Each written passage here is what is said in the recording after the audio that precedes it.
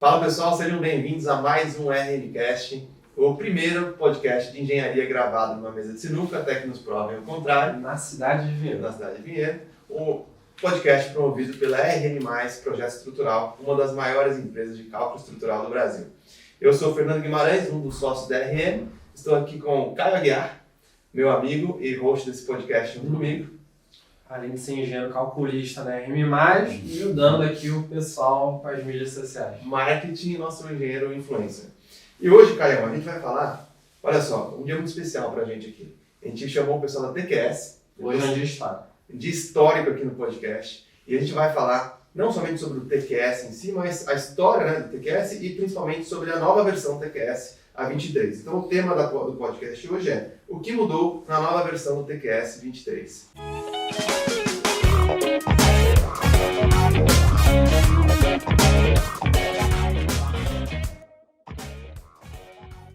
E para falar sobre isso, Caio, quem está A aqui? gente tem dois ilustres convidados, que é o Leonardo Kimura.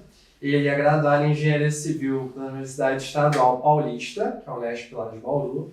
Ele é sócio-diretor da TQS, onde atua no setor de desenvolvimento de sistemas computacionais para o cálculo de estrutura de concreto, e também é secretário da revisão das normas da ABNT, e aí ele está participando da NBR 1118, que a última versão foi em 2014, e também da NBR 15200, que a última versão foi em 2012. Fora outras coisas, né? Autor de um livro famosíssimo, que eu recomendo para todo mundo, te comenta no final. Eu não caberia nessa folha ainda. Não caberia, ficar aqui uma hora falando isso. E a gente está aqui também com Abraham Melk, que é engenheiro civil pela Escola Politécnica da Universidade de São Paulo, especialista em administração de empresas pela FGV, sócio-diretor da TQS, onde atua no desenvolvimento de sistemas TQS para projetos estrutural em concreto armado e protegido. Sejam muito bem-vindos. E todo mundo que vem aqui, a gente dá uma lembrança. E aí a gente gostaria de presentear vocês. Obrigado. Imagina. Obrigado, gente. Só que hoje a gente está com uma canequinha diferente. A Né? caneca A gente está é agora com presente a caneca da RMCast. A primeira caneca que a gente entrega de presente aí, ó. Ah, A gente esperou a caneca, na verdade, esperou a caneca chegar para poder chamar eles. Não é mentira. E, bom, Caião, então figuras ilustres aqui. Super importante no nosso meio. Na história da engenharia. E só pelo nome dele já dá para ver a importância, né? Porque é Kimura e Belk, né? Nome chique, né? Já vê que... Bom, pessoal, obrigado pelo convite. É um prazer estar aqui nesse RMcast. Vamos ver, né? Trocar algumas ideias interessantes aí, falar um pouquinho da firma, né? E dessa nova versão. Então, obrigado pelo convite. É um prazer enorme estar aqui com vocês. Prazer é nosso. Obrigado, Fernando e Caio. Obrigado pela oportunidade, né? A gente poder estar aqui falando. Não, É prazer. uma grande oportunidade pra gente. Obrigado, o prazer é nosso e eu acho que quem tem mais a ganhar com isso é quem está nos ouvindo agora, que vai poder aproveitar esse conteúdo rico sobre engenharia e sobre o principal software hoje de cálculo estrutural que a gente usa no Brasil. Né? É verdade. E, então, para começar, né, Caio, acho que vamos falar de história, né? Uhum. Então, a gente queria entender, conhecer mais a história de vocês. A TQS está no mercado há mais de 30 anos, são 35 ou 36, se não me engano, né? E, então, eu queria saber como que começou a TQS, qual que é a história da TQS, que até hoje, né, vocês começaram lá atrás e hoje a gente não tem um software que concorra ao mesmo nível aqui no Brasil, então vocês estão dominando o mercado há muitos anos. Como é que é a história da TQS? Como Aí, surgiu? pessoal, queria só fazer uma perguntinha que vocês respondessem antes de começar a história. É só para o pessoal que está assistindo a gente ter a noção qual que é o tamanho da TQS.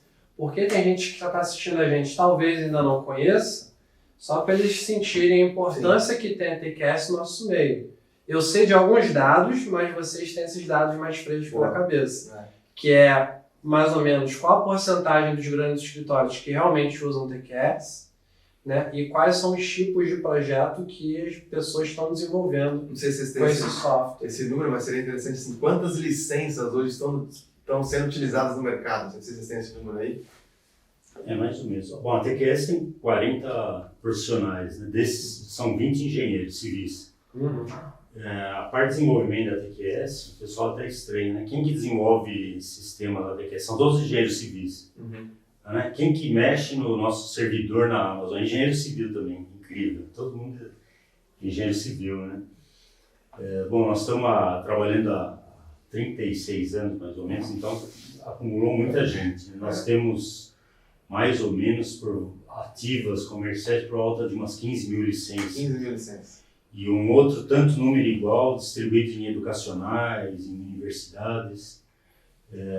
E temos também versões gratuitas, que são mais ou menos entre 5 e 10 mil downloads por semestre. Nossa, bastante Essas coisa. versões, E 15 mil licenças, então, profissionais, e não só no Brasil, né? Vocês têm fora também, né?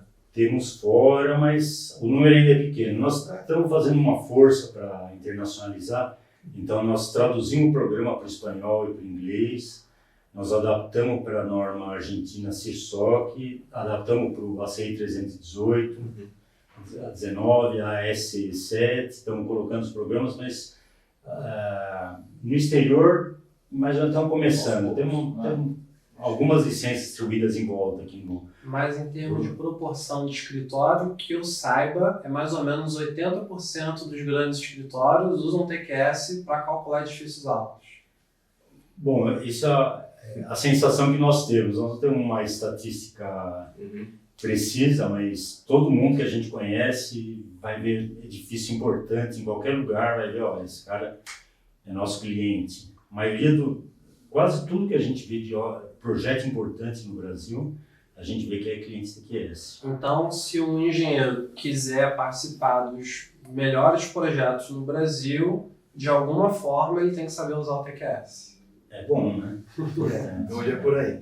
Eu também posso afirmar isso, porque eu também conheço os players do mercado, né?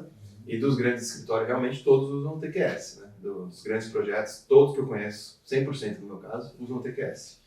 Então, estão bem presentes. Acho que se você quiser trabalhar com estruturas de grande porte... Exatamente. Eu acho que a impressão que a gente tem é um pouco dessa. Assim, para aquele pessoal que trabalha exclusivamente com projeto, a gente, né, de grande porte, a gente deve pegar a grande maioria. Né? Essa é a nossa sensação. É claro que, né, tem aquelas pessoas que trabalham com projetos, instalações, obras menores, enfim, aí se dilui mais. Né? Mas o pessoal especializado em estruturas, né, que é o nosso grande foco, vamos dizer assim, eu acho que a gente acaba, ao longo desses 36 anos aí de trabalho, absorvendo a grande maioria aí do mercado. Bem consolidados, né? Sim. Em número de escritórios, vocês têm uma ideia, assim? Quantos escritórios usam isso, o TQS? O nosso banco de dados tem 14 mil clientes. 14 mil. Só que o número de licenças varia. Varia. É que são 15 mil licenças, então, sei lá, deve ser realmente uns 10 mil escritórios, talvez. Desses 14 mil, mas tem muitos que são educacionais, não são todos comerciais. Eu diria que tem uma média de, no mínimo, 2 licenças por escritório. 2 licenças por escritório. De uso profissional. A gente está um pouquinho acima da média, então. Bem, Vocês estão bem assim. A gente fez a Vocês conta aí. são... A gente passou de 50 já. Vocês são excepcionais. A gente passou de 50 já. Legal. Vamos usar isso aqui depois para negociar. Bom, legal. Bacana, cara. São bastante representativos aí no mercado. E vamos para a história agora? vamos lá. Como é que surgiu então a TQS? O melhor para contar seria o Nelson. Ele está um pouco tímido hoje, aqui eu estou de bico, tá? Só um parênteses, há uns 6 anos nós fizemos uma festa TQS 30 anos. Foi gravado, são 10 vídeos, estão no site, mano. Tá no site. Só que é um negócio extremamente longo, leva umas 3 ou 4 horas, tem poucas visualizações. Ali está tudo super detalhado. Então vou tentar dar um resumo, né? Para não ser muito maçante. O Nelson é formado no turma de 70. Eu sou formado 10 anos depois na turma de 80, na Poli aqui em São Paulo. E o Nelson trabalhou 10 anos na Malbertec com projetos de grande porte. A Malbertec é a época que era Brasil Grande, tinha projetos grandes, usina siderúrgica, ferrovia do aço, metrô, tudo obras grandes. O Nelson fazia projetos grandes e depois ele trabalhou 2 anos na Promon. Né? Mas também, essa época também tinha suas crises, todo engenheiro fazia algum tipo de bico. Né? O Nelson era um cara fanático por computador. Eu também era, desde a escola, desde o primeiro ano, comecei estágio, mexia só em computador, né? E o Nelson, um dos bicos que ele fazia, ele arrumou acesso a um microcomputador no final da década de 70, perto de 80, ainda não tinha os PCs que tem hoje. Então tinha computador, começaram a aparecer micros caros, né? 64K, sistema CP/M, processador Intel 8080. E ele desenvolveu o programa de dimensionamento e detalhamento de vigas para o micrinho com saída de impressora. Então calculava esforço em vigas e saía a S de flexão, desalhamento. Foi o Hernani que pediu para ele nessa época? Não, isso ainda foi antes do... Não foi Hernani da Promon. Não, ainda foi antes da Promon. Ele tinha isso como bico. E eu conheci ele por acaso, por um amigo que era prima da mulher dele, mas eu conheci uma festa de aniversário. E depois eu estava num escritório, o Brasil estava começando a entrar em crise, que é uma coisa que a gente nunca viu. Começando a Aí o meu amigo falou, vamos lá com o Nelson, vamos pedir emprego para ele na Promon. Aí nós fomos na Promon, falou, eu mexo com computador e tal, eu gosto de programar também, programava em Fortran naquela época. E aí o Nelson falou, não vem para cá que estão mandando todo mundo embora. Mas em 81, aí o Nelson foi para uma divisão da Temag, que a Temag tinha pego 2 projetos que precisava fazer com computação gráfica, e não tinha nada do que tem hoje. Eram computadores caríssimos, né? A Temag comprou um computador caríssimo, que era um Intergraph, com um mini computador digital PDP-11, que tinha 2 projetos lá, era a usina de reprocessamento de urânio de Vitória e prospecção de petróleo no interior de São Paulo, com Paulo e Petro, com Maluf, né? E precisava mexer no computador, precisava de um engenheiro que soubesse programar para mexer lá. Ele lembrou de mim. Se já é difícil encontrar hoje, imagina na época, né? Então ele já me conhecia, mas eu tinha conhecido ele uns 3 anos antes. Ele me chamou para trabalhar com ele. E esses projetos de Brasil Grande, elas foram tudo por água abaixo, né? As empresas, elas ganhavam muito, era cobrado chamava Cost Plus, né? Quanto gastava, cobrava mais um adicional. Mas os projetos foram todos cortados e acabou sobrando para o Nelson lá arrumar alguma aplicação para aquele equipamento gráfico caro. E aí ele trouxe o programa que era dele, que tinha desenvolvido de vigas, falou, vamos fazer parte de desenho de vigas. E viga de concreto armado, na parte de detalhamento, pelo menos na época, era 50% de volume de folha de desenho de escritório, era viga contínua, detalhamento de viga. Então era a primeira aplicação para ser automatizada. Então já tinha um programa para esforços, dimensionamento de detalhamento, para acrescentar desenho. A gente tinha um equipamento gráfico. E foi um privilégio gigantesco, numa época que ninguém tinha nada, só tinha as calculadoras programáveis, a gente tem na nossa mão um equipamento de uma empresa grande, a Temag, que tinha 3.000 funcionários, né? Com essa média aí, 50% de engenheiros. Sim. Então ter isso na nossa mão, então a gente aprendeu um monte de conceitos nessa parte essa abstração de isolar o desenho do programa de engenharia. Então você faz toda a programação de engenharia sem se preocupar com a parte gráfica, gera os desenhos, e aí depois tem toda uma outra parte para cuidar do desenho, para fazer edição gráfica, para fazer plotagem, para extrair lista de materiais. Então a gente já pegou esse conceito antes lá e soltou desenho de vigas, né, nesse computador. Esse equipamento Intergraph, ele foi mudando de dono, foi evoluindo com o tempo. Hoje seria o que hoje seria o Bentley MicroStation.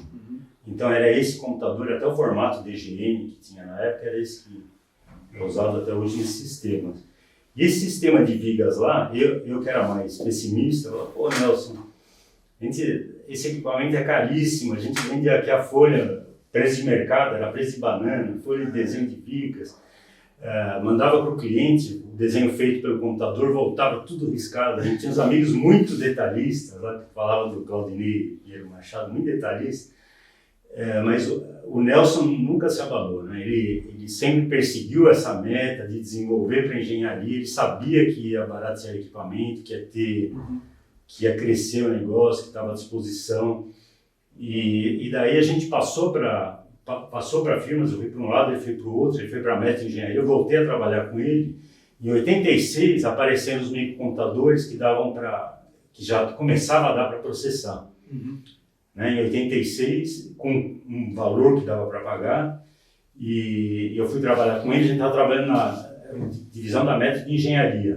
Um sistema que não tinha nada a ver de administrativo para engenharia, mas ele falou, não, mas em paralelo, vamos voltar aquele negócio de vigas, vamos agora botar no microcomputador, que eram os IBMs PCs, tinha da IBM mesmo, né? Inclusive. Em 86.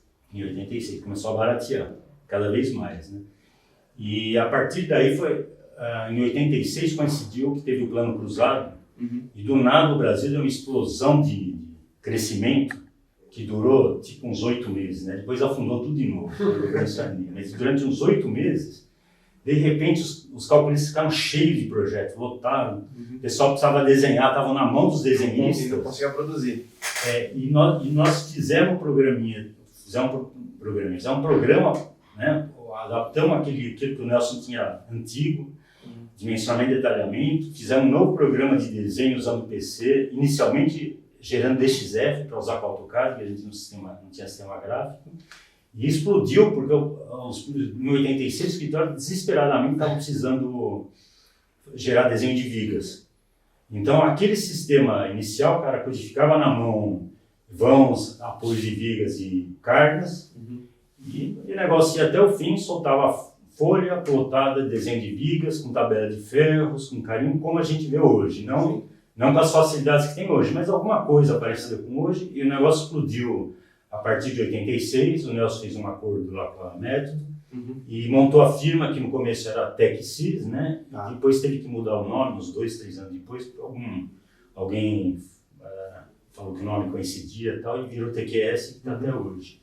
Nasceu a partir dessa persistência do Nelson, com um programa de engenharia, que ele é também um programador fanático, ele dá manutenção no programa de vigas até hoje. Legal. Né? Até hoje. E eu também, também era fanático de programação, que praticamente passei a vida fazendo programa em computador. E aí começou final de 86, começo de 87, começou o que é hoje a TQS, e foi juntando muita gente excepcional com a gente, que nem o Aliu. O Aliu entrou quando, Aliu?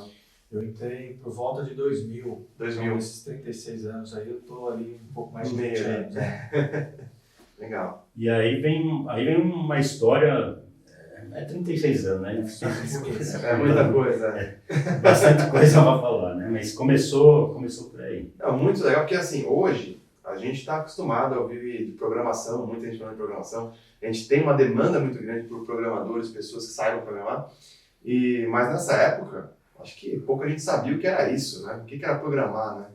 Então vocês realmente foram visionários ali, começando a investir, né, em programação. E eu acho muito legal porque até hoje a gente não teve, mesmo vivendo uma era de tecnologia e programação, não teve ninguém que desenvolveu um software que seja, se coloque como concorrente de vocês, nesses 80%, né, como o Caio falou? Mais ou menos. Então Eu vi, vocês, acho que isso no site da TQS, inclusive. então vocês lá atrás, 35 anos atrás, foram os pioneiros e são ainda... Então, só um detalhe, nos anos 70 tinha uma cultura que todo calculista de estruturas era um programador. Porque tinha as calculadoras programáveis, logicamente com uma capacidade muito pequena, mas para fazer o projeto no dia a dia, então o pessoal desenvolvia os programinhas na calculadora programável, então o que tinha? Tudo programa pequeno, característica geométrica, cálculo flexão simples, flexão composta, laje por marcos.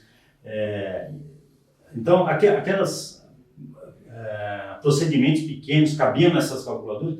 Os calculistas concorriam para ver quem que tinha a melhor biblioteca para fazer procedimentos em calculadoras programáveis. Hoje em dia, quem tem a melhor planilha Excel, inclusive isso tá a tendência a mudar, né? Daqui a pouco vai ser quem tem a melhor linguagem Python, C Sharp.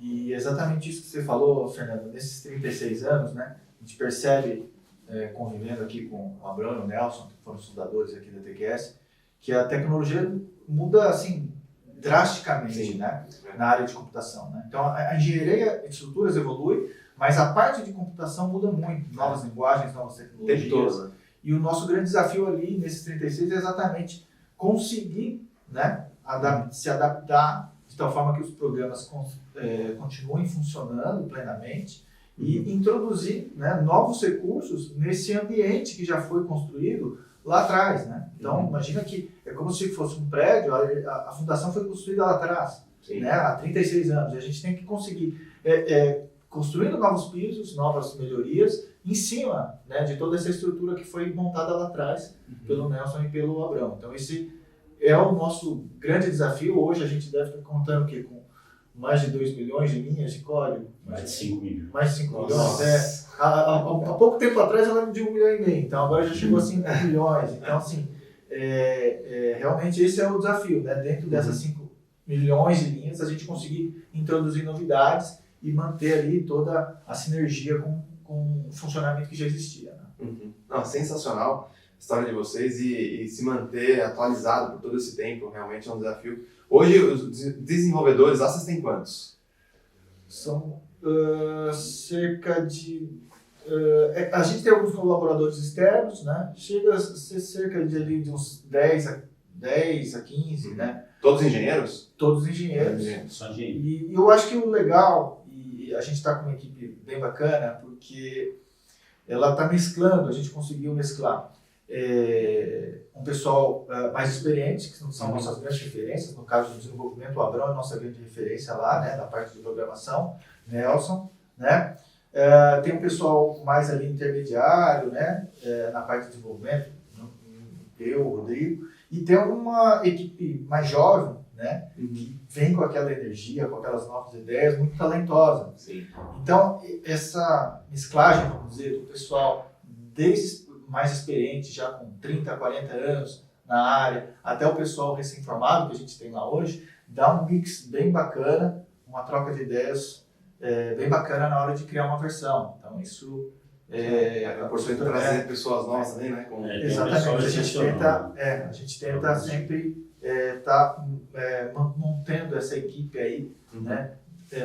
Mesclando experiência com essa parte mais jovem, para atualizar, de energia, de ter coisas novas, né? E vocês programam ainda ou hoje estão mais na parte gerencial? Sim, a gente programa. Eu só programa. Eu só programa. O nosso dia a dia, o próprio Nelson, como programa ainda. O Abrão comentou, né? A parte de vigas, né? Que foi onde nasceu a TQS. Praticamente tudo o código está com ele. As novidades da V23, ele continua codificando, né? Na parte de vigas, ele continua codificando. A linguagem muda o tempo todo, não? A linguagem é o seguinte, como uma firma de engenheiros, né? A gente pega o pessoal com conhecimento de engenharia, acaba que cada um é especializado numa linguagem. Então nós temos várias linguagens de programação dentro e a gente convive com isso, né? Os programas se comunicam por interface binária tipo DLL ou por arquivos, mas então tem o mais velho em Fortran, hoje eu uso muito C++, tem a turma nova em C#, já teve VB que está sendo substituído, Delphi também já teve, tem as linguagens de internet, tem uma mistura. Inclusive, para fazer a tradução do programa, né, quem trabalha com programas menores está acostumado, não, tem um arquivo de recursos. Não, no nosso caso, para traduzir, tem um programa que varre todos os tipos de fontes, extrai os strings de todos os tipos de fontes, vai para um banco de dados de tradução e depois repõe esses strings. E só para ter uma ideia, a questão de textos, né, traduzíveis, quando a gente teve que traduzir para o espanhol e para o inglês, foram 600 mil palavras para cada idioma. Então foi um processo longo, né? Só de palavras traduzíveis, 600 mil palavras traduzíveis diferentes. E aí, assim, agora provavelmente encher a caixa de vocês de meio de currículo, a galera que está assistindo a gente, de repente se interessou em trabalhar na TQS.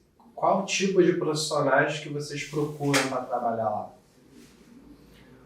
Olha, a gente está sempre aberto, né? A gente recebe 5 currículos, procuramos sempre dar um feedback para a pessoa, né? A gente sempre procura ter pelo menos um primeiro contato, agora remoto, às vezes a pessoa é de longe, né? E com as reuniões remotas ficam diferentes. Por exemplo, agora mesmo a gente está com um estreante, né?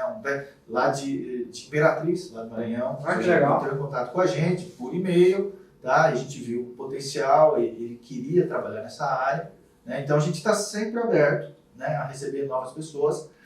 Acontece que é uma área, é um nicho bem específico. E o que a gente comenta, eu acho que o projeto estrutural é um pouco assim também, né? Às vezes a pessoa de fora imagina que vou estar criando coisas novas o tempo todo, criando janelas novas, recursos novos. Mas não, a programação tem uma parte de transpiração muito grande, né? Ou seja, de dar manutenção em código antigo, de se adaptar a algo que já estava existente, de reformular algo, né? Revisitar algo. Então, tem muita gente que às vezes vem, né, com aquela coisa de vou criar sempre coisas novas e percebe que a área exige muita transpiração e às vezes acaba desistindo, né? Mas aqueles, né, que realmente gostam e realmente falam, olha, eu gosto mesmo de ficar o tempo todo programando em frente ao computador, né, acabam sendo absorvidos ali, né? E é o que o Abrão falou, a gente está com grandes talentos jovens ali junto com a gente, felizmente. Né? Mas não é fácil achar, eu imagino, esse tipo de profissional, né? Que seja de engenharia. Eu sei, eu falo porque a gente também tem essa dificuldade aqui. A gente tem o nosso time de inovação. E então, encontrar engenheiros, por isso até que eu fico admirado e parabenizo vocês, porque hoje a gente está em 2022 e eu tenho essa dificuldade de encontrar engenheiros que saibam programar. Vocês começaram isso lá atrás, muitos anos atrás, né? Não só saber programar, né? Saber programar muito bem. Então, a gente tem essa dificuldade. Então, como é que... vocês também têm essa dificuldade de encontrar? Sim, na realidade, a cada certo número de pessoas, às vezes 1 ou 2 acabam ficando. Mas a gente sempre vai naquela linha de fazer um contato, fazer alguns testes, né? Passar algum programa, para que a própria pessoa, né? Porque a pessoa, ela tem que ver se ela realmente, principalmente mais jovem, ela tem que vislumbrar se realmente é aquela área que ela gosta, porque realmente ficar o dia inteiro codificando, né? Então a gente, nesses testes, muitas vezes a própria pessoa vê e fala, olha, realmente não é, eu acho que não é isso daqui para mim e tal. Então a gente sempre tenta fazer dessa forma, porque é uma via de mão dupla, né? Ou seja, tanto a pessoa tem que curtir, tá ali junto da equipe, né? Assim como a empresa também precisa desse feedback. Então a gente tem que sempre tentar fazer essa transição, né? E muitas vezes a própria pessoa percebe que fala, puxa, eu imaginava que a área era um pouco diferente, né? Mas não é fácil realmente encontrar nada. A gente está tentando facilitar isso, eu não sei se vai dar tempo, né? Da turma de... A Isa está aqui do lado, será que vai dar tempo, Isa, da turma de programação que a gente vai abrir? Esse podcast sai antes ou sai depois? Sai antes. Vai dar tempo. Então, vou deixar um convite aqui, pessoal, olha essa dica.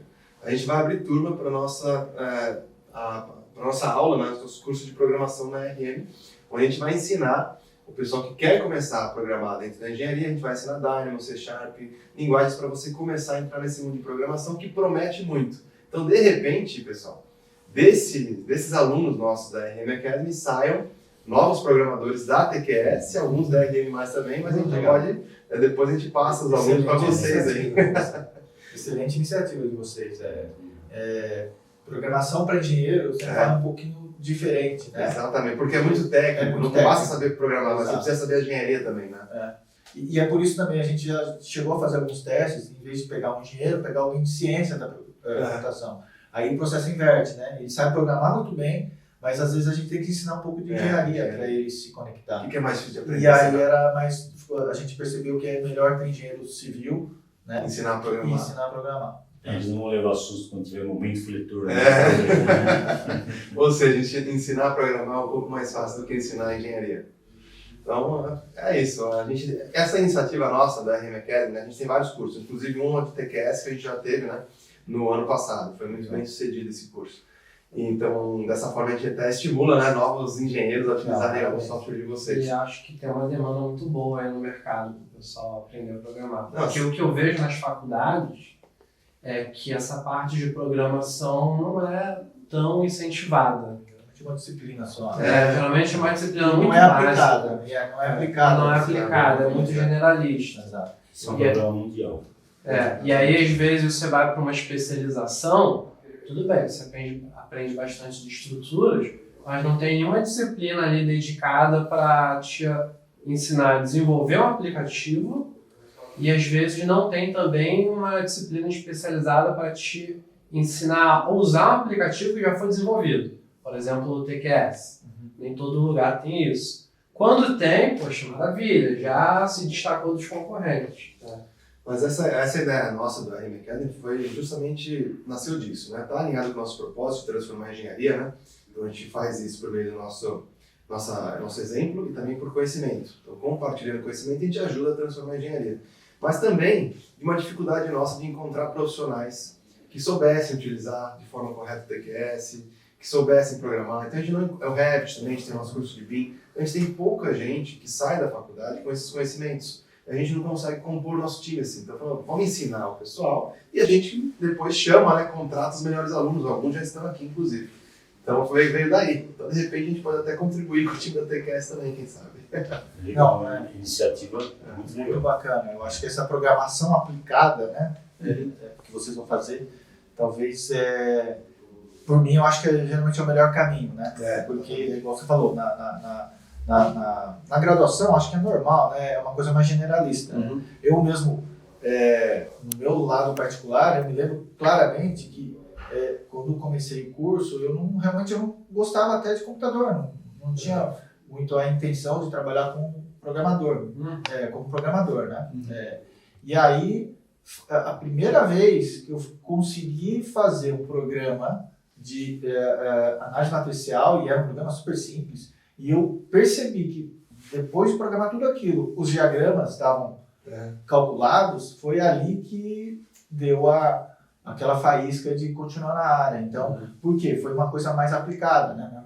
Em vez de programar uma inversão de matriz que você não sabe aonde você vai usar, não, ali não. Eu apliquei para resolver uma estrutura. E aí, na hora que eu vi que a estrutura foi resolvida, né, aplicando conceitos ali de programação, matrizes, etc., que foi ali o estímulo para continuar na área. Aí você percebeu que assim, dá para fazer de um jeito melhor, mais rápido, né? Exato. E sem programação não dá para fazer isso profissionalmente de forma produtiva. Sim, hoje eu acho que todas as áreas, não só engenharia, tem algo de software, né? Programação, tudo, basicamente tudo que a gente faz hoje tem algo de software por trás, né? Tem que ter. Mas aí vamos lá, pessoal. A gente passou por todo um período de desenvolvimento da TQS. A gente teve desenvolvimento gráfico, desenvolvimento de grelhas. E o que a gente tem aí para vir na versão 23? O que tem de novidade para vocês contarem para a gente aqui? Bom, antes de mais nada, né, falar um pouquinho da história da V23, né? Vamos dizer, um pouquinho dos bastidores. Antes de lançar uma versão, né, no fundo a outra já estava começando. Então, quando a gente lançou a V22, a V23 já estava sendo iniciada internamente. Né? É claro que isso gera um grande desafio para a gente ali, né, o que fazer, né? A grande maioria dos itens maciçamente vem dos próprios clientes, né? Então a gente tem uma lista enorme ali de sugestões, né, solicitações, e a partir delas é que a gente vai bolando como nasce uma versão. A V23 basicamente foi uma extensão um pouco da V22. A V22 ficou muito marcada pela introdução daquele 3D dentro do modelador. Né? Então a V23 ela tem muito disso, né? Por isso que o próprio slogan é, né, ainda mais 3D. Tá? Em primeiro lugar também eu acho que aqui eu tenho que dar, né, todo um agradecimento a toda a equipe lá de desenvolvimento da TQS. A V23 foi desenvolvida quase em sua totalidade remotamente, porque a gente pegou a fase da pandemia, então foi uma situação muito diferente, todos os desenvolvedores, né, nas suas casas, né, principalmente para os mais jovens não foi fácil, porque eles estavam acabando de entrar e não tiveram aquele contato, né, com os mais experientes. Então, primeiro, parabéns a todos, né.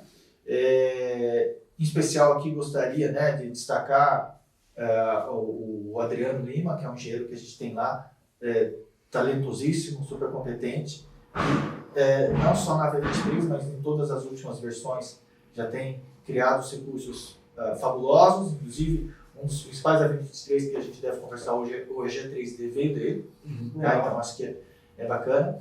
E quando a gente começa uma versão, o nosso grande foco é tentar o quê? Aumentar a produtividade do escritório, né? Ou seja, que são os nossos clientes. Ou seja, como a gente pode criar ferramentas para os escritórios produzirem projetos com mais rapidez, mais qualidade, né?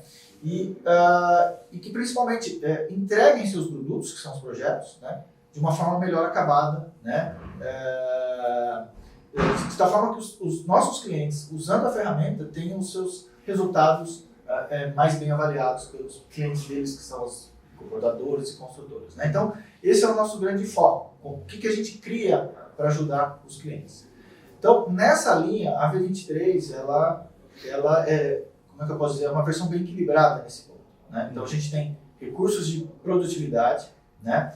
Que a gente pode falar ali de geração de cortes, melhorou demais, né? Todo projeto estrutural tem corte, né? Então, geração de cortes, inclusive o Abrão trabalhou, ele reestudou várias rotinas e refez, né, para melhorar os cortes. A questão de modelagem, foi introduzido novos recursos modelador para melhorar a produtividade no lançamento, né? Temos recursos de análise, né? Ou seja, calcular esforços solicitantes de uma forma mais precisa, né? Que a gente sabe que isso vai, de certa forma, ter um reflexo no dimensionamento e detalhamento das armaduras. Então, a gente, nessa versão 23, o destaque é a análise incremental, né? Que era algo que já existia nas versões antigas, mas que a gente conseguiu torná-lo mais eficiente para estruturas de grande porte. Então, hoje, é possível, então, processar um edifício alto, simulando o pórtico não com todas as barras ao mesmo tempo, mas sim piso a piso, né? Isso dá uma diferença grande nos esforços? Depende de cada caso, mas o raciocínio é muito simples, né? Antes, no pórtico não incremental, quando você aplicava, por exemplo, o peso próprio da viga, o pilar de cima e o de baixo já resistiam, né? Momentos gerados por essa viga. Só que na vida real a gente sabe que o piso de cima não existe ainda, né? Então, essa simulação mais precisa, piso a piso, acaba gerando uma distribuição de esforços diferentes. A gente está curioso até para que o pessoal comece a usar mais isso. Então, teve curso de análise, produção e na parte de entregáveis, né? Para tentar gerar com que os nossos clientes gerem um produto, um projeto melhor. A gente trabalhou bastante ali na parte de armação 3D, para que o engenheiro possa colocar um detalhe agora em 3D nas suas pranchas, né? Fique uma prancha bem detalhada, mais bonita. A parte do BIM, né? Eu acho que hoje é um dos entregáveis, né, de um projeto estrutural, a gente também trabalhou bastante. Então, a V23, então, ela tem um conjunto. A questão de abrangência, né, é uma versão que ela se caracteriza por ter novidades para todos os elementos estruturais também. Então, a gente tem novidades de vigas, né, que foram feitas até pelo Nelson, questão de dimensionamento de viga-parede,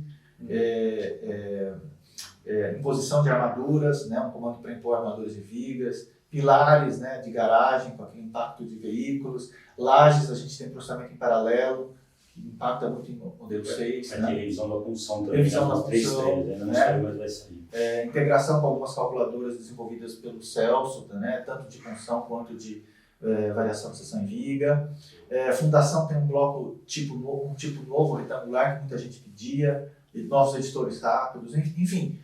É uma versão que é o que eu falo, está bem equilibrada, ela acaba atendendo todas as áreas e também clientes, né, de todos os portes, ou seja, uma versão que tem atrativos tanto para escritórios de maior porte, como vocês, mas também aqueles que projetam estruturas menores. Legal, trabalha desde produtividade, solução e também o conceito BIM, que é, sem dúvida, hoje muito importante, né?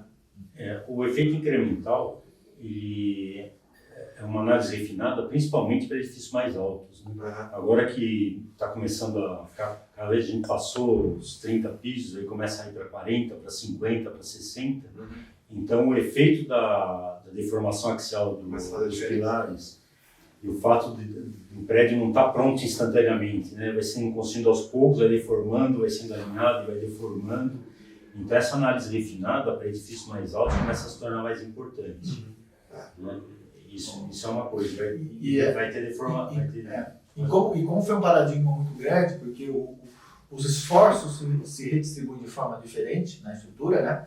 Foi feito falou, olha, uma coisa é processar com análise incremental. Você tem o resultado final e pronto. Como é que a gente ajuda o engenheiro a interpretar os resultados dessa nova análise? Para ele até ter uma segurança, né, do que aquilo que foi processado está condizente com o que ele esperava. E até para ter uma forma intuitiva de visualizar isso. Então, aí por isso mesmo que eu acho que o maior recurso dessa análise incremental em si é um novo visualizador específico que foi criado. Você consegue ver agora, né, os esforços aparecendo na estrutura e sendo incrementados no piso de baixo através de um visualizador gráfico específico. Então esse foi o intuito de tornar mais transparente esses tipos de resultados.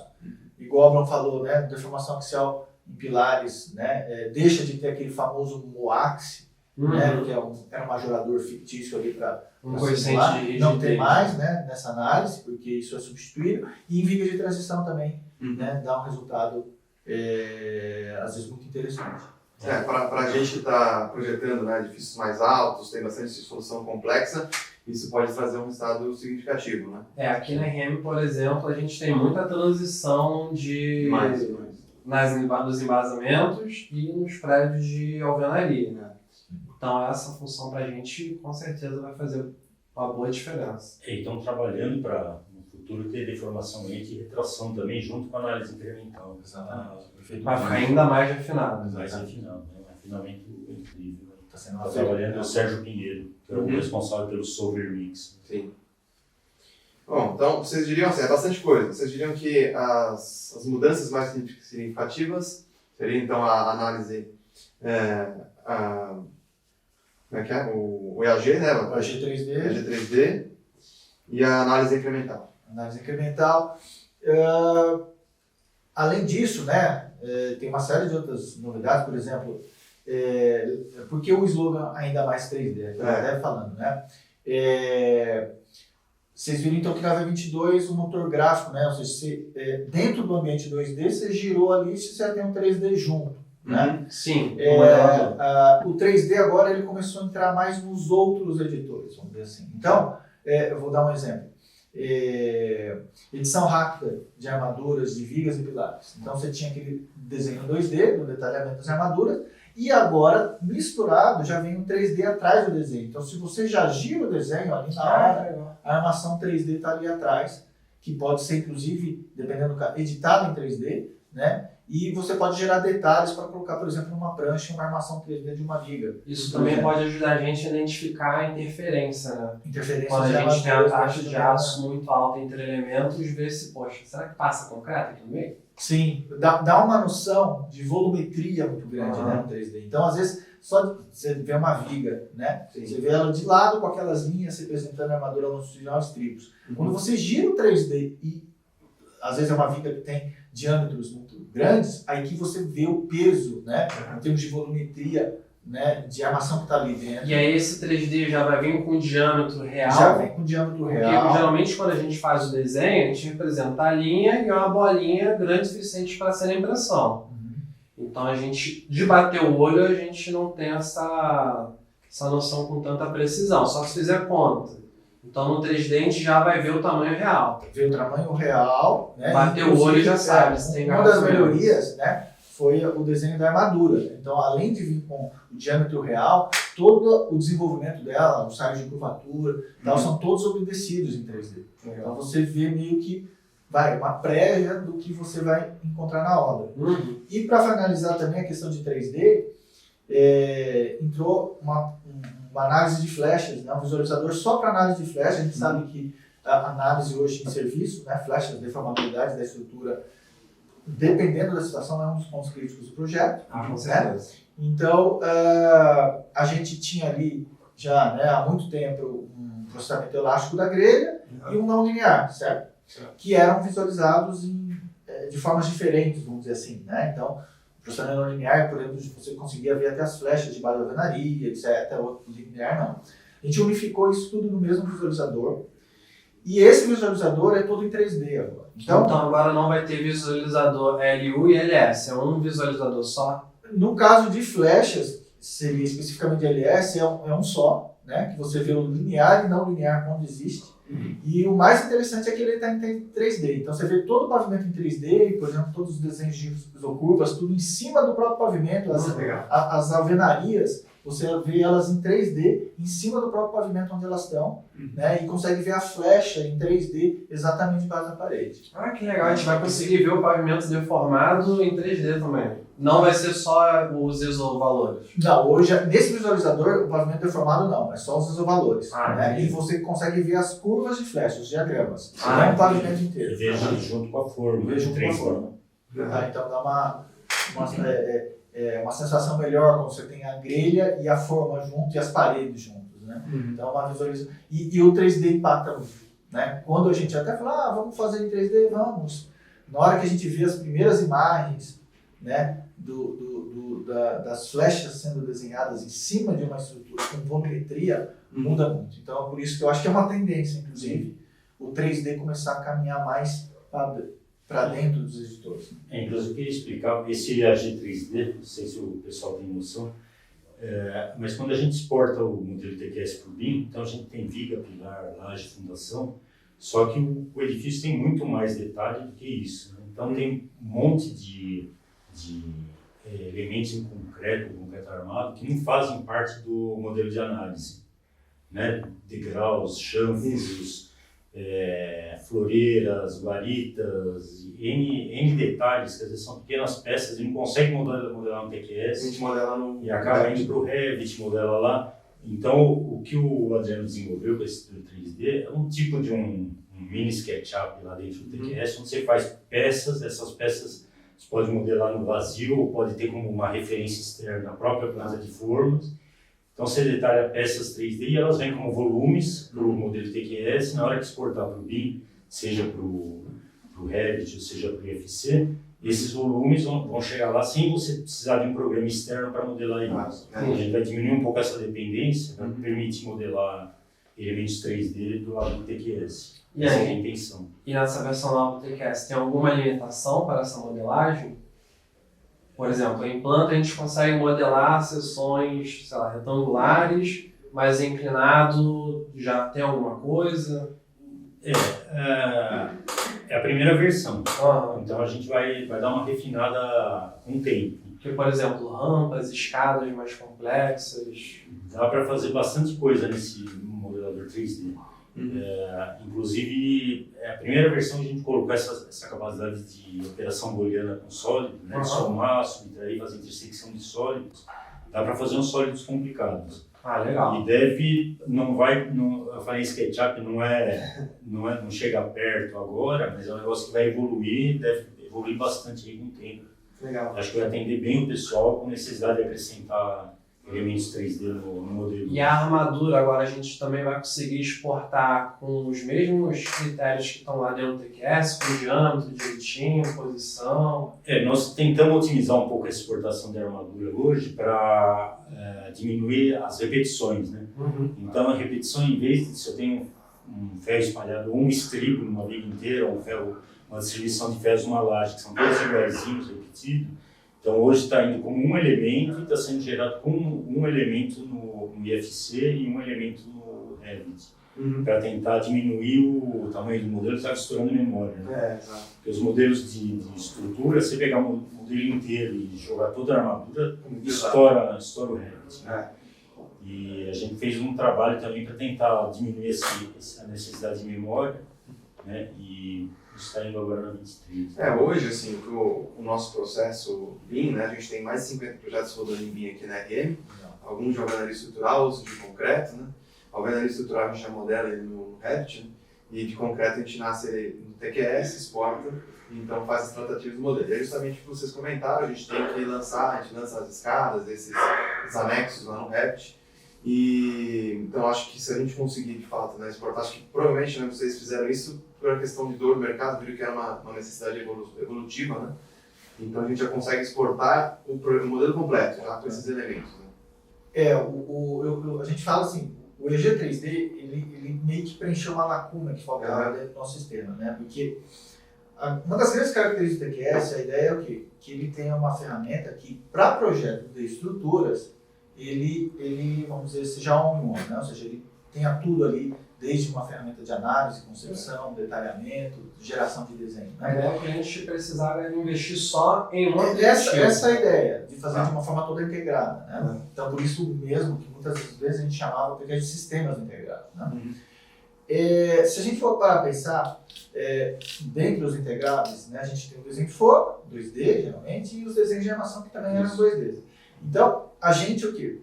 Gerava, então, né, uma semente do desenho de forma no modelador, os desenhos de animação, mas a gente sabe o quê? Que todo mundo vai querer editar e melhorar o desenho, e a gente tinha o quê? O EAG 2D. Então, no caso do modelo BIM, que era o novo integrado, a gente não tinha isso. Né? Então a gente gerava um IFC, um TQR, só que a gente não tinha dentro do próprio TQS algo que permitisse que o próprio engenheiro de estruturas fizesse um acabamento final, como é feito para armação 2D e forma. Então, por isso que a gente fala que o EG 3D ele veio preencher essa lacuna.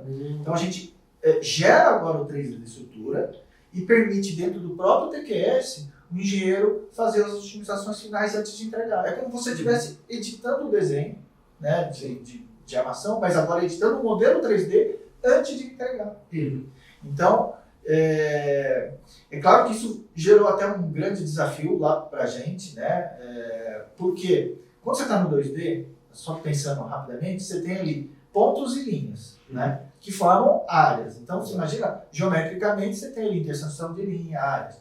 Quando você vai para o espaço, você tem faces, né, que podem formar sólidos quaisquer, que se interseccionam, né, ou se somam no espaço. Então, as operações geométricas são absolutamente diferentes. Então, por isso que houve todo o investimento em criar essas rotinas ali para absorver essas operações geométricas em 3D para a geração do IAG 3D. Né? E como principais recursos, né, além de editar o modelo final, e quando eu falo editar, não só adicionar um elemento novo que não faz parte da estrutura existente, mas que é de concreto, mas às vezes até otimizando o que a gente já gerava. Né? Então, muitas vezes, né, a viga sai um pouco quebrada, agora você consegue unir facilmente, se transformar num elemento só, criar atributos novos que vão ser exportáveis para aquele elemento. Né? E também, pensando no BIM, agora vocês recebendo modelos de arquitetura em 3D, né? Antes você abria o modelo meio que só para visualização. E assim como é um desenho de arquitetura no 2D, geralmente a gente limpava os desenhos, né? Porque tem muita informação ali que pesa e que não era necessário para o lançamento estrutural. Principalmente a chuva. Isso. No 3D é a mesma coisa. Quando vem um 3D hoje, pode vir 3D de arquiteturas com mínimos detalhes de fechadura, de torneira, de cabide, de armário, seja coisa que não interessa para o gestor. Pesa muito. E pesa muito. Às vezes até a gente já pegou modelos em que tinha um violão na sala e o violão era extremamente estetizado. E aí o EG 3D, então você consegue fazer essa limpeza, porque é um editor genérico. Né? Mas apesar de ser genérico, né, a ideia não foi, como é para estruturas, a gente tentou desenvolver recursos que sejam úteis para os engenheiros. Né? Então, no caso da limpeza, eu falei, olha, como é que a gente vai criar aqui então? Vamos criar um comando que o próprio editor detecta e fala, eu quero pegar todos os elementos que tenham mais de tantos vértices. Aí ele já automaticamente seleciona e fala, vou deletar eles ou não quero ver eles. Né? Assim como da própria edição, né? Às vezes a gente tentou falar, olha, o que o nosso engenheiro vai principalmente editar? Viga, pilar e laje. Então vamos criar comandos em 3D que sejam direcionados para estruturas. Né? Então, apesar de ser um editor genérico, né, que igual o Abrão falou, é a primeira versão, ainda vai ter muito para ser melhorado, a gente tem comandos específicos para engenharia de estruturas. Essa foi a ideia do EAG 3D. Eu acho que é certamente a grande novidade aí da V23, porque ela permite que o engenheiro agora passe a fazer tarefas dentro do TQS que antes ele não conseguia fazer. Até para fazer a compatibilização da concepção vai ficar melhor também. Sim, com certeza. Agora, né, já é comum, às vezes, acho que para vocês aí principalmente, misturar 3D de arquitetura, com estrutura, fazer o lançamento em conjunto. Tudo isso vai melhorar porque você vai poder dar uma limpada antes nas outras disciplinas, ajeitar a sua estrutura lá no final, pós-lançamento, pós-geração do modelo. Isso que é o editor 3D. Não, nos perguntam muito sobre a armadura. Se a gente modela a armadura, a gente sempre fala, nosso processo hoje não, né? A gente exporta lá o modelo, trata ele no Revit e não tem as armaduras. A gente faz, como vocês comentaram, as armaduras todas no editor gráfico 2D e a gente entrega normalmente.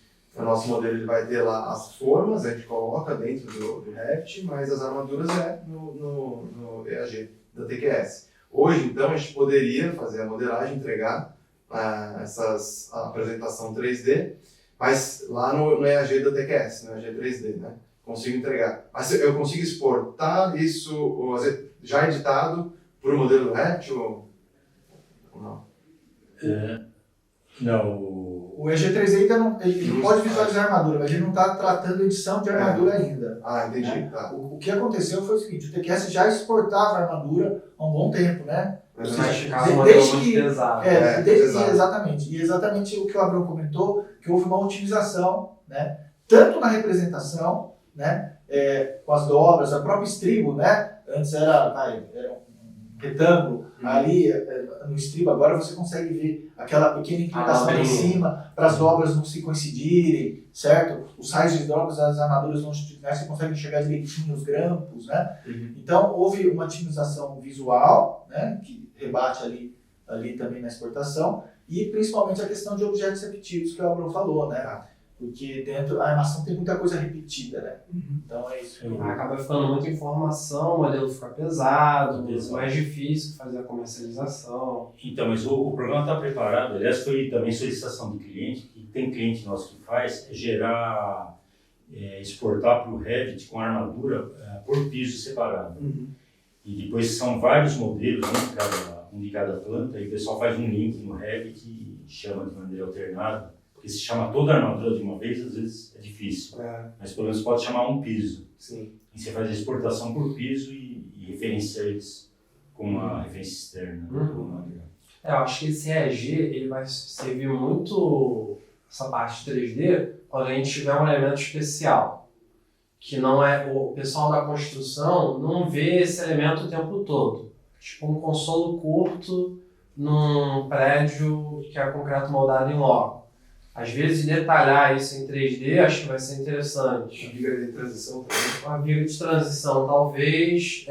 Abertura em algumas vigas, que às vezes a gente tem umas aberturas bem complicadas. Acho que isso vai ficar legal para mostrar a compatibilização. Edição de armadura é o dia a dia do Caio, né? O Caio tá no time executivo ali. Mas assim, em relação ao feijão com arroz que a gente tem hoje na TQS, a gente vai ver grandes alterações também nessa parte, porque tem um basicão lá do TQS que a gente usa todo dia, o tempo todo. A gente também vai ter melhorias nessa parte? Uma coisa de feijão com arroz são os painéis de estilo árvore de propriedades, que estão entrando em alguns programas, um deles é o modelador. E como tudo que a gente faz, a gente agrada, não quero isso, então você vai apertar o botãozinho, sumiu, aperta de novo, está lá de novo. Então dá para mexer em quase tudo do modelador. Agora tem um painel opcional que tem a árvore do edifício, você muda de pavimento direto numa árvore, né? E você seleciona elementos, aparecem as propriedades e você altera a propriedade direto no painel, sem entrar numa caixa de diálogo. Ficou com a interface de usuário, tem as duas interfaces, ficou com uma interface de usuário mais parecida com os programas que tem no mercado. Então a gente está adaptando os programas para trabalhar com essa interface de painel de propriedades e árvore de objetos. Isso é legal, principalmente para quem está começando a usar o TQS agora, que já vai pegar uma interface mais intuitiva de trabalhar. Mais intuitiva. Você pode na árvore de objetos selecionar o objeto, ele vai acender o objeto, ou você pode selecionar o objeto. Na hora que o objeto está selecionado, as propriedades aparecem no painel, e se você mexer lá, puxar o cursor para fora, pronto, o objeto já foi alterado. Eu, quando comecei a usar o TQS, estava na versão 18, já tinha essa interface nova, quer dizer, vai ficar ainda melhor agora, mas às vezes eu vejo alguém usando o TQS mais antigo, e eu olho a interface e falo, cara, mudou radicalmente desde quando eu comecei a usar.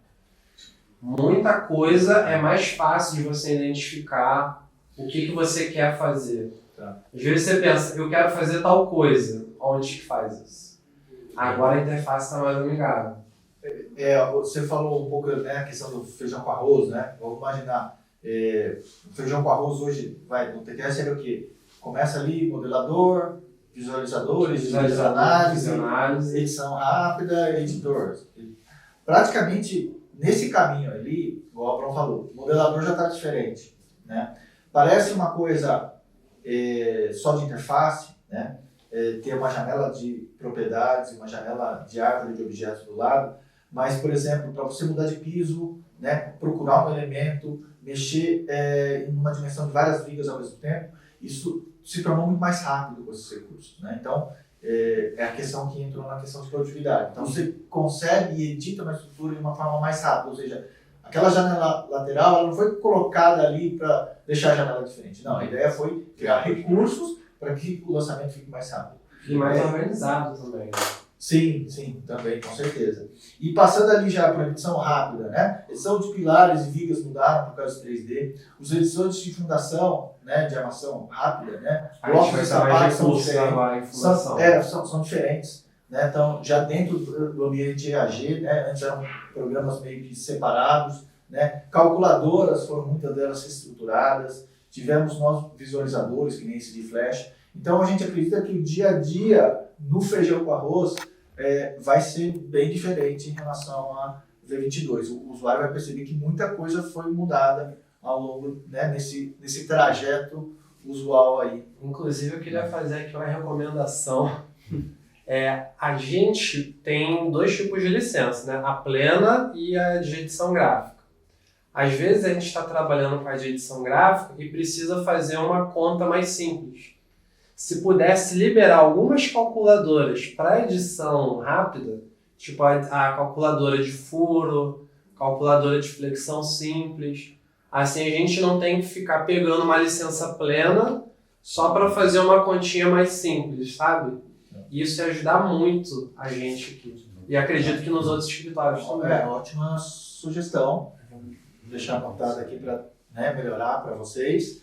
E você falou até da calculadora de furo, né, que é uma ferramenta ali que o pessoal usa ali, né, às vezes para fazer uma verificação. Ela, se você olha a calculadora da V23 de furos, de flexão oblíqua é totalmente diferente, né? Então, aí você fala, não, é só a interface que mudou? Não, de furo, muitas vezes a pessoa tinha que verificar combinação, por exemplo. Agora, fala, não, quero verificar uma lista de combinações para furos e quero ver a crítica. Aqui está dando uma igual tem pilar. Isso, né? Então, pilares, edição rápida, parece um detalhe, mas lembra quando você faz aquela cálculo, né, aquela verificação da sessão, que mostra aquela lista de carregamentos verificados?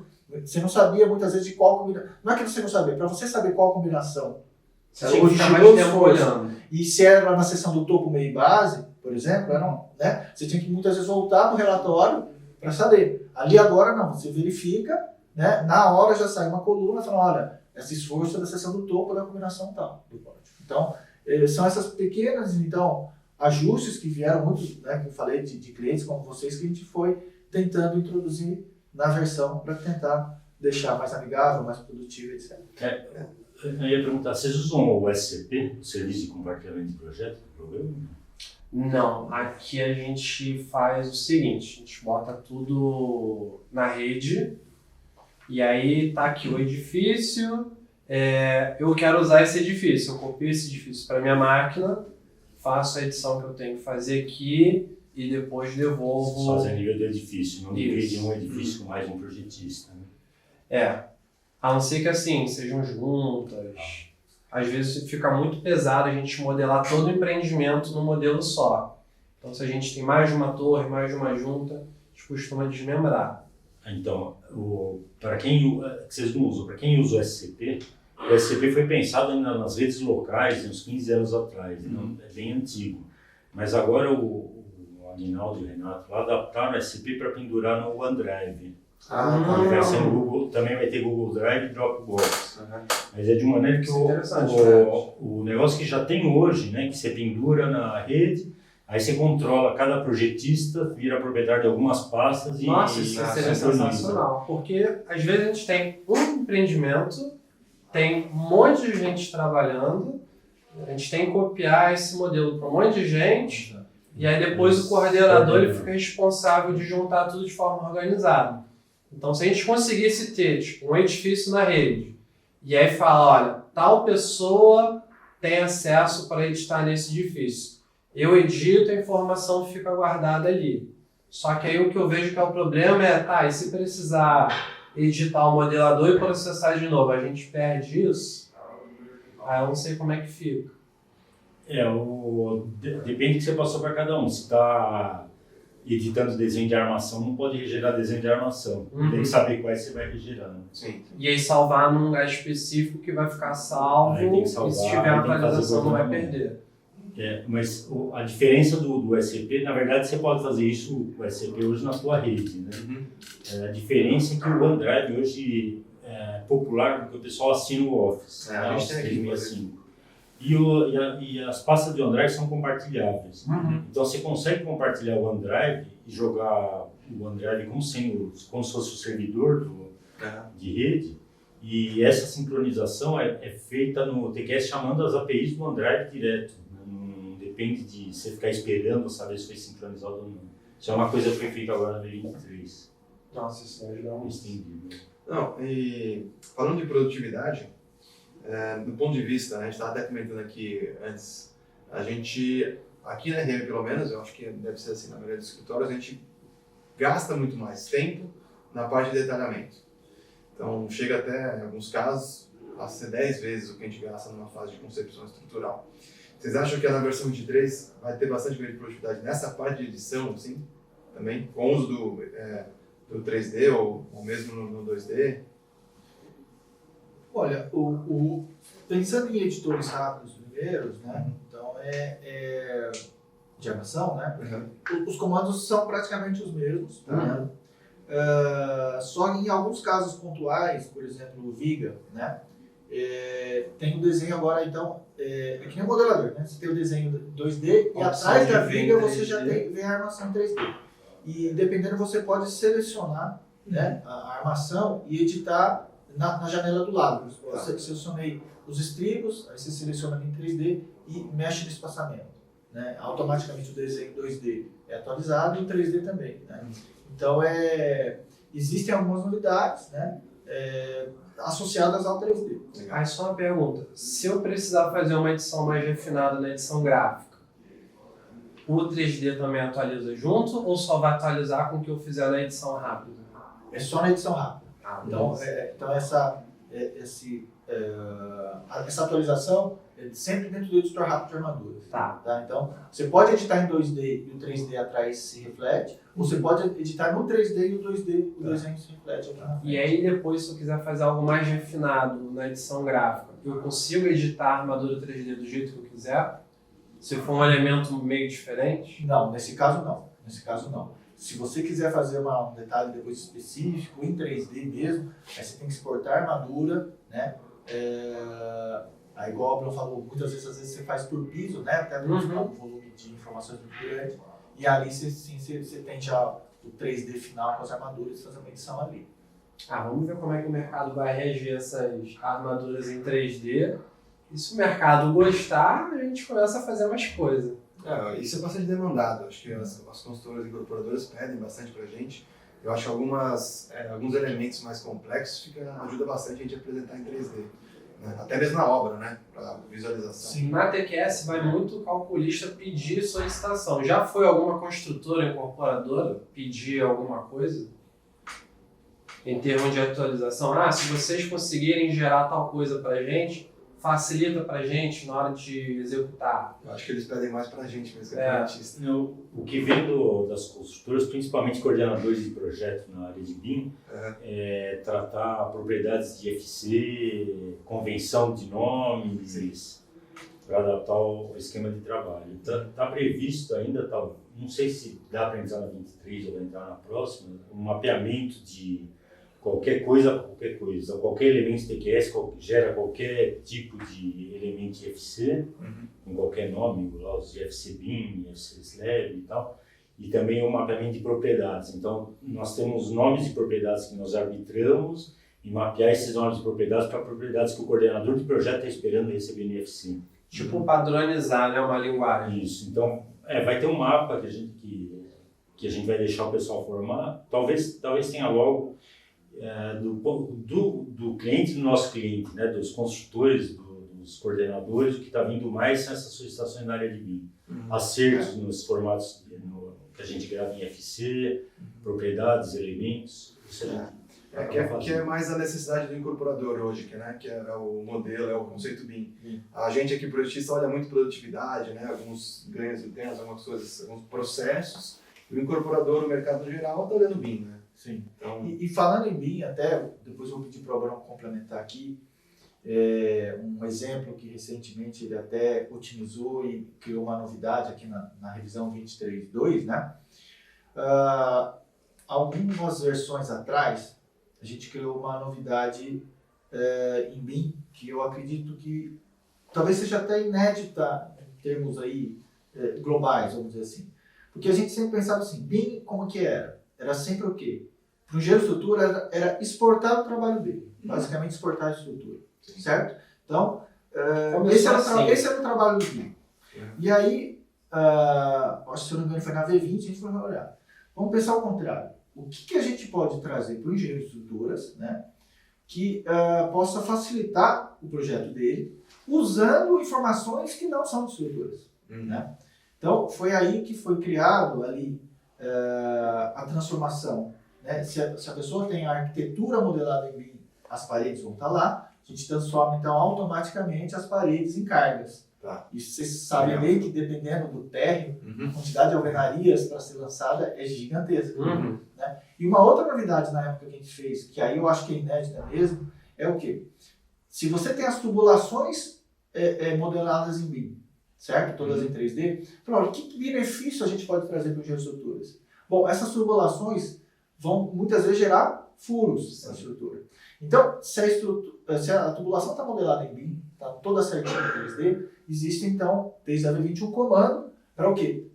Fazer o clash detection entre todas as tubulações e estrutura e automaticamente lançar os furos no modelador, que é algo que a gente sabe que é muito trabalhoso. Sim. Né? Então, isso eu acho que é BIM, na essência, que é você usar a informação de outra disciplina a seu favor, né, de uma forma inteligente.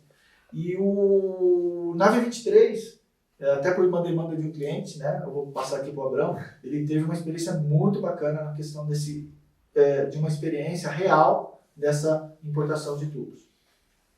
No mercado que a gente via era difícil até arrumar exemplos de modelagem de instalações do BIM, né? Então o pessoal está começando a exigir aos poucos. Os nossos modelos que a gente testou o programa eram mais casas ou edifícios bem baixos, né? Que a gente testou o programa e estava adequado.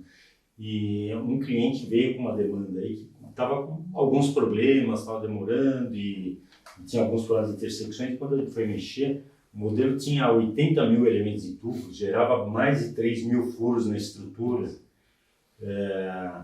E a gente calibrou o programa para conseguir tratar um modelo desse. Então a gente está conseguindo pegar um edifício de verdade, com uma instalação de verdade modelada em BIM, e fazer essa importação. Então vai gerar os furos segundo uma regra que é definida pelo próprio engenheiro, conforme o tamanho do tubo, depende do tamanho mínimo, tamanho máximo, se é para gerar ou não é para gerar, se é para gerar qual é o tamanho mínimo do furo. E isso daí, essa alocação é um ganho de tempo muito grande para quem está fazendo projeto de estrutura. Então, o pessoal pensa em calcular a estrutura, de repente vem um negócio que não é coisa dele.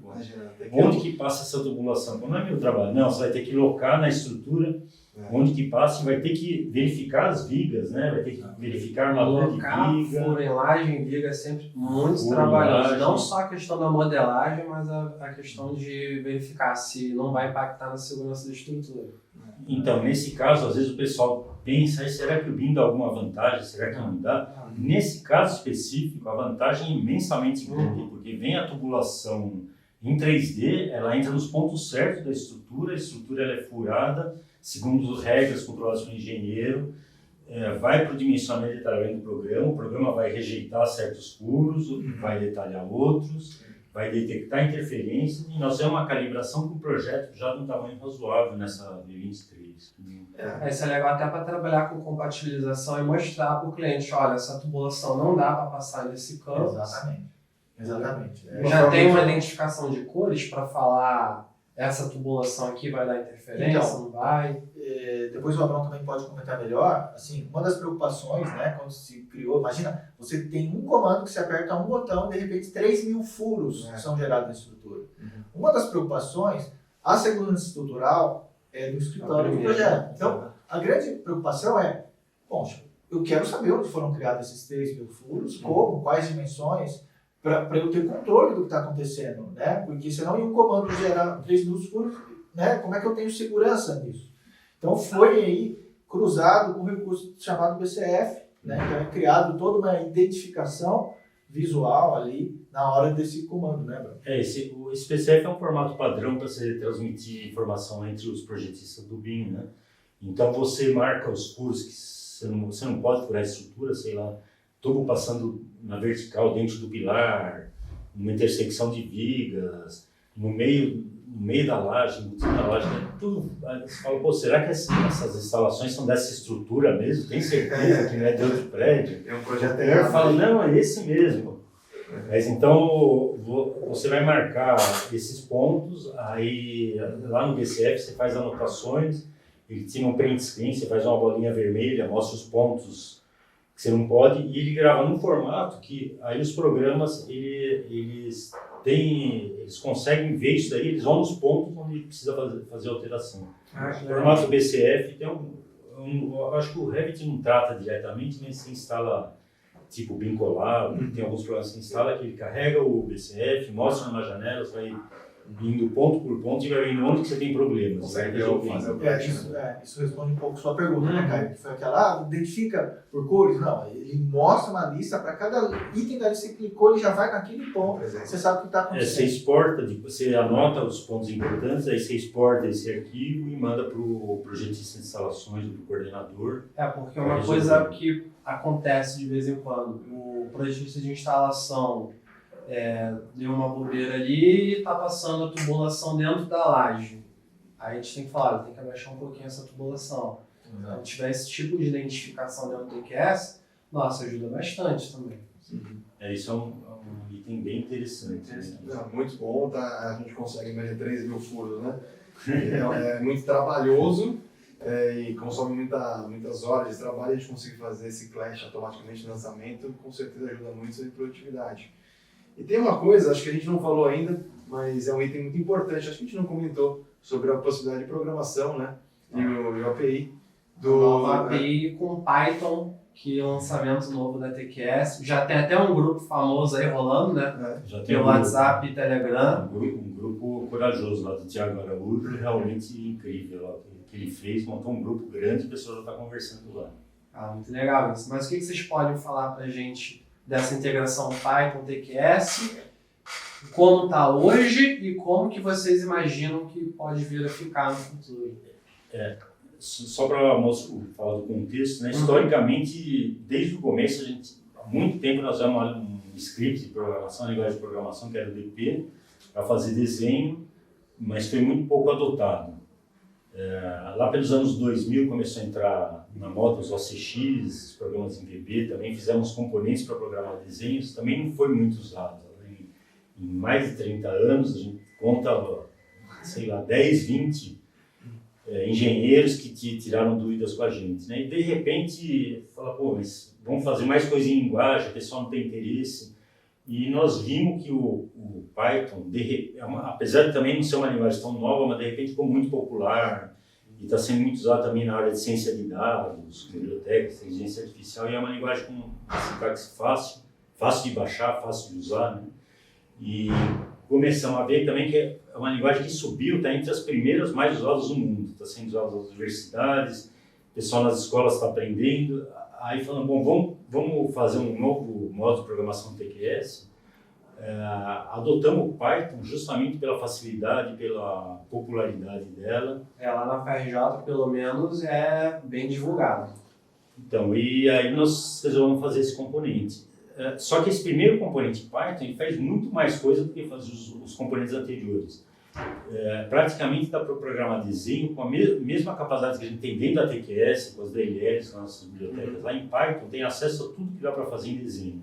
Então dá para gerar desenhos, dá para fazer cotagem de desenhos, dá para ler os desenhos, dá para gerar ferros inteligentes, extrair lista de materiais de desenho, dá para fazer um bolo de coisas com desenho. Até gerar novos quantitativos que não são automáticos. Pode gerar novos quantitativos. Uma demanda específica. Você faz uma convenção, cria blocos, adota nome para os blocos, vai lá, abre, lê a quantidade e gera um relatório. Aliás, até justo com essa conversa com o grupo, o Thiago postou um programinha que fazia um grid com um relatório. Aqui na TQS nós temos uma ferramenta de grid, até o Aliô fez uma primeira para Windows, depois tem uma outra lá que gera grid em desenho. Eu falei, bom, vou exportar isso aqui para o Python. Já colocamos lá no grupo. Ah, que legal. Ó, vai sair, tá saindo a 23.2, então é uma ferramenta para você fazer tabelas em Python, né? Depois a gente vai tentar estender, porque tem várias coisas que daria para programar. Inicialmente essa versão do Python tem leitura e gravação de desenho, tem a manipulação de desenho a partir de dentro dos editores gráficos, ou seja, dá para você criar um menu dentro de um dos editores de aplicação, não editor inteligente, editores de desenho, e fazer coisas dentro do editor, chamando Python. Deixar ele mais personalizado. Dá para, eu quero dado um negócio paramétrico, tem alguma coisa que dá 3, 4 parâmetros e gera um desenho complexo. Você faz um programa, coloca lá no menu, o cara aciona, vai gerar um desenho lá para você. Fizemos um componente para ler e gravar, aquele chamado dados do edifício, que tem editor de dados do edifício, aquilo ali dá para ler e dá para gravar. Tem um que está saindo agora que ele executa o gerenciador. Você fala para o gerenciador, vai para o edifício tal, faz processamento global, vai para outro edifício, faça outro processamento. Dá para mudar um pouquinho o edifício e processar. Então, nós estamos nesse ponto e daria para dar acesso, assim, conforme... Agora a gente está num ponto, então vamos ver o que o pessoal quer. Conforme a demanda, daria para dar acesso a resultados. Aquele barras de resultado de processamento e associar com viga, com pilar, com laje. Ou também, né, seria mais para frente poder gerar um modelo ou alterar um modelo estrutural a partir do Python. E que aí já começa a pegar em coisas que demanda, a gente já perdeu muito tempo para fazer ainda. Então vai ficar mais para frente. Depende da demanda dos engenheiros, o que eles querem fazer. A gente vai seguindo um caminho. Conforme que o pessoal está precisando, né, as dificuldades, as dores de cada escritório, acho que a construção de software no geral é feita assim. Então você faz lá um modelo, uma primeira versão, e aí com base na experiência do usuário, qual que são as dificuldades, que a gente consegue enxergar no potencial de melhoria, vocês vão aprimorando. Exatamente. Mas eu acho que é sensacional, só o fato de poder utilizar essa programação aqui é sensacional. Então, um exemplo que está saindo agora, ele pega um edifício lá, ele duplica, altera 5 vezes o FCK e 2 vezes o modelo estrutural, faz 10 combinações de edifício, processa as 10. Então, de repente, lá com 30 linhas de programa Python, você tem 10 edifícios processados, você vai lá no final comparar consumo, por exemplo. Sensacional. O pessoal usa muito isso aqui, eu acho. Em termos de concepção, ajuda muito. Então, quando a gente puder mexer no modelo, você vai, eu quero alterar essa dimensão do pilar, quero alterar essa dimensão dessas vigas nesse pavimento, quero comparar resultados. Aí você deixa, vai ficar dias rodando, né? Ótimo, E isso é muito bom, não só para o escritório poder fazer isso, mas é bom para o mercado no geral, porque isso é uma necessidade das consultoras. Você consegue fazer mais estudos e chegar na melhor solução possível, que vai entregar o menor consumo de aço concreto, né? Então, que eu acho que um dos grandes desafios de vocês é a otimização estrutural. Né? É o que o cliente nos demanda, né? A gente sabe que para uma edificação você tem N soluções estruturais possíveis. Qual é a melhor? Né? Então, esse é o grande desafio. E agora, o Abrão então, já criou essa semente para que você consiga montar programas que gerem esse rol de variações que você quer, né? E ter um programa que faz isso. Né? Você ficar isso é sensacional. No Python, assim, a gente precisa escolher, porque o programa é muito grande, a gente precisa escolher o que vai interfacear no Python. Achar as DLLs, fazer de uma maneira organizada que dê para explicar para o engenheiro como fazer. Mas então, acho que é um caminho interessante. Né? Muito bom, Caio. Acho que o papo está ótimo. Tem muita coisa para falar, estou muito empolgado com essa parte de programação, possibilidade de fazer esses estudos. A gente vai com certeza usar muito aqui. Nosso time de inovação vai pirar, com certeza. Mas o tempo está passando, acho que infelizmente a gente tem que ir para a parte final, né, Caio? Infelizmente. Senão esse podcast que durava 3 horas fácil. Acho que a gente tem que marcar outros podcasts com a TQS. Inclusive deixar o convite para o pessoal que está nos ouvindo aí, seja no Instagram, no YouTube, no Spotify. No Spotify acho que não dá para comentar, né?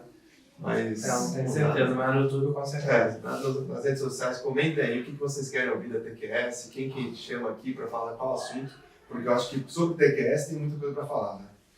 E então, para encerrar, qual que é a nossa tradição, cara? A gente tem uma tradição aqui, que ao final de todo o podcast, a gente faz Burning Questions. Que a gente vai mandar um tópico, primeira coisa que vier na sua cabeça, você compartilha com a gente. Mas são coisas bem simples, não precisa ficar com medo. Tá? Aí eu gostaria que cada um falasse o seu. Vou começar aqui com uma bem simples, que eu já até sei qual é a resposta. Um livro. Estruturas da Natureza, do professor Augusto Vasconcelos. Ó, que legal.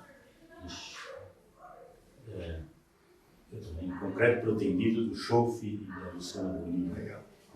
Eu achei que o Olho ia falar o livro dele. Humilde.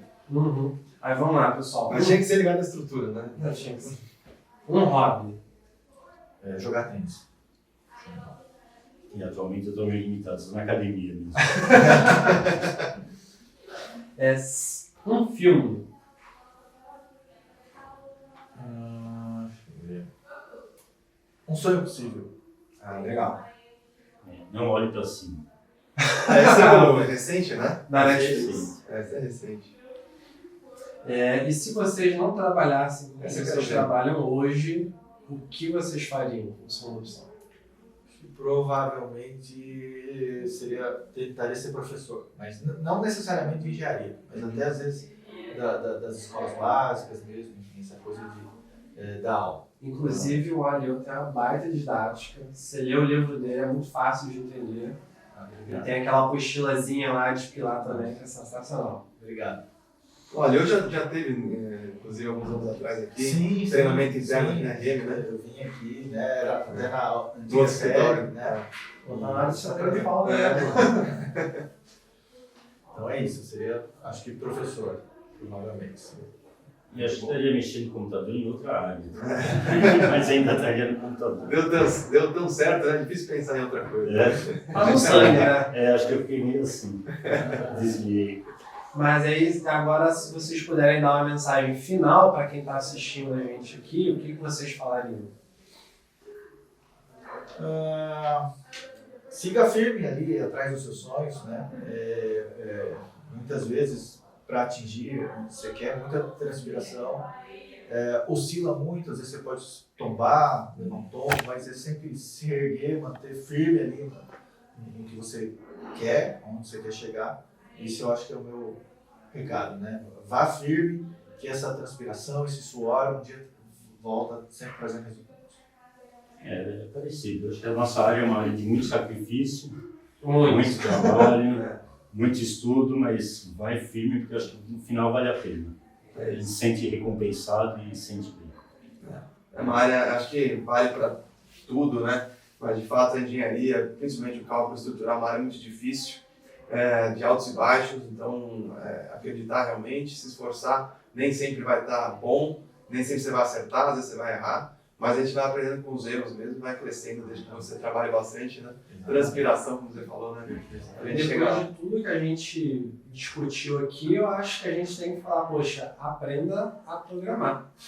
Eu acho que está bem claro aqui, né? O sucesso deles lá atrás, sempre está a criação de um software que está envolvido com programação. Que, inclusive, agora tem a API de Python para incentivar programadores a ajudar a aprimorar. Eu acho que podcast. esse é o futuro, né? Não é nem futuro, já é presente. Então, cada vez mais as empresas estão investindo em desenvolvimento tecnológico internamente. Então, a RM, por exemplo, é uma empresa de engenharia, mas que usa tecnologia para entregar engenharia, né? Vocês são uma empresa de tecnologia e eu acho que a tecnologia tem que estar presente hoje. Então, a programação está cada vez fundamental para as empresas para ganhar produtividade, ganhar escala. Então, quem não estiver aprendendo, acho que ficou muito claro aqui a necessidade, agora o TQS permite isso. Então, cada vez mais a gente está buscando engenheiros que saibam programar. E esse profissional tem muito potencial no mercado. Show É isso, né, Caio? Isso aí. Muito obrigado aí pela oportunidade que vocês deram pra A gente. gente que fica muito honrado de ter vocês aqui hoje. Realmente um prazer. Sendo que o pessoal não tá vendo, mas tem mais gente na TQS aqui. Hoje visitar a TQS parou, hoje que a gente chamou os líderes aqui que estão aqui com a gente. Inclusive aquilo que a gente comenta, né? A gente está aqui representando, né? Não só uma o diretoria, Nelson né? O Nelson, né? Deveria estar aqui, mas todo um grupo ali da empresa, né? Então a gente está representando ali o trabalho de muita gente, né? Com certeza. E, então, obrigado pelo convite, Fernando, Caio, pelo bate-papo, toda a estrutura de vocês aqui, fabulosa.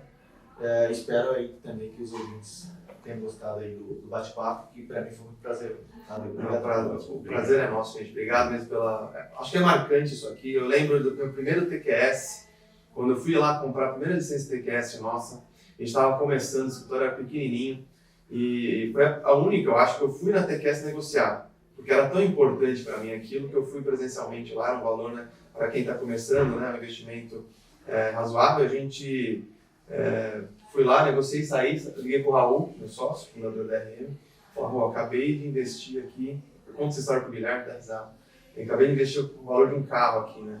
Não que o TQS seja caro, é com certeza um investimento para a empresa, mas que traz retorno, mas é um investimento importante para todo calculista. É pegar a primeira licença TQS. Hoje tem a assinatura, né? Então permite, é muito mais fácil, mas é marcante. Estar com vocês hoje aqui, ter mais de 50 licenças da TQS.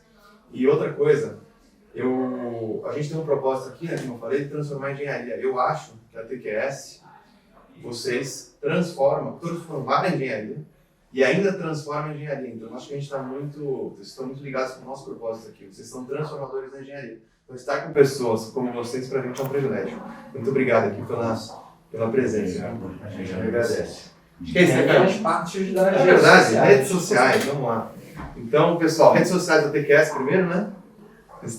Bom, a gente tem ali participação nos principais redes, né? Instagram, Facebook, LinkedIn. O Instagram é o @TQSinfo. @TQSinfo, né? Eu não sei, bom, eu só buscando em todas as redes, YouTube, enfim, você tem o canal, Twitter, né? Então, será um prazer ali, se alguém, né, quiser participar ali junto das nossas mídias sociais ali. Inclusive o Instagram é ativo lá, né? O Instagram é bastante ativo, nesse caso ali, né, todos os créditos para o Guilherme, né, que é a pessoa ali que fica, eu brinco que ele trabalha ali meio que 24 horas, né, porque a internet é assim, né, você fica meio que ligado o tempo todo, e graças ao Guilherme a gente tem essa participação das mídias bastante forte.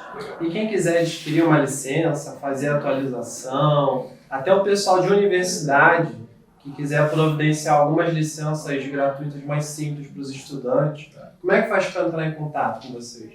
Bom, a parte comercial, né, pode ser feita ali via e-mail, telefone, né? Agora, você tocou uma parte bastante importante, a questão da formação acadêmica, a parte educacional, né? Conforme o Abrão já comentou, hoje a gente tem um número gigantesco de licenças acadêmicas, né, estudantis e para fins de pesquisa, né? A gente apoia muito isso e gratifica muito no momento em que a gente vê o TQS sendo usado como uma ferramenta ali auxiliar para um trabalho acadêmico. A gente basta mandar ali para a gente algum e-mail, algum contato, seja nas mídias sociais, né, que hoje é muito comum, indicando ali a necessidade ou de estar precisando ali de uma ferramenta computacional para seguir uma pesquisa. A gente é absolutamente aberto em fornecer essa pesquisa, fornecer uma licença, né, de uma forma educacional, né, para fins educacionais, de forma totalmente gratuita, né, incentivando então ali. E eu estou aqui para confirmar, porque quando eu fiz um mestrado, vocês cederam algumas licenças para a FRJ, a minha dissertação de mestrado foi feita assim. Quando eu fui dar aula, eu solicitei para a TQS algumas licenças, vocês me cederam, não foi nada burocrático, foi muito simples. E assim, quem quer incentivar nas faculdades os professores a usar a TQS, é só mandar um e-mail falando descrição e quantas licenças vocês precisam. Vocês estão sempre ali dispostos a ajudar a galera. Eu acho que a nossa missão ali na questão, né, de ensino de engenharia, a gente tinha até muito foco mais profissional no início, mas ao mesmo tempo, no certo início lá atrás, a gente imaginava que na área acadêmica o ideal seria ter softwares especializados para o ensino. Mas, ao longo desse trajeto, a gente percebeu que, no fundo, os softwares profissionais mesmo, que precisam estar ali, mas não de uma forma comercial, mas de uma forma ali científica, né? Para que as pessoas saiam já formadas ou mais preparadas para a parte profissional. Sabendo usar pelo menos o básico e até incentivar em pesquisa, principalmente mestrado, pós-graduação. E é por isso que a gente investiu nessa área acadêmica, porque a licença educacional é uma licença especial, né, cara? Você nos viu, é uma licença que te permite usar o sistema para aprender, para fazer pesquisa, e não necessariamente permite entregar projeto, que é outra finalidade, né? Então, por isso que a gente sempre teve essa responsabilidade no momento em soltar alguma coisa educacional, ser mesmo puramente educacional. Para você ver, Fernando, na minha dissertação de mestrado, eu fiz um edifício e analisei várias regiões especiais e mandei isso para a TQS. Esse edifício vai ser usado no livro que o Bracon está produzindo. Ó, que bom. Dada a qualidade do seu trabalho, né, cara? Obrigado. O cara tá com moral aqui, então. Sim, com certeza.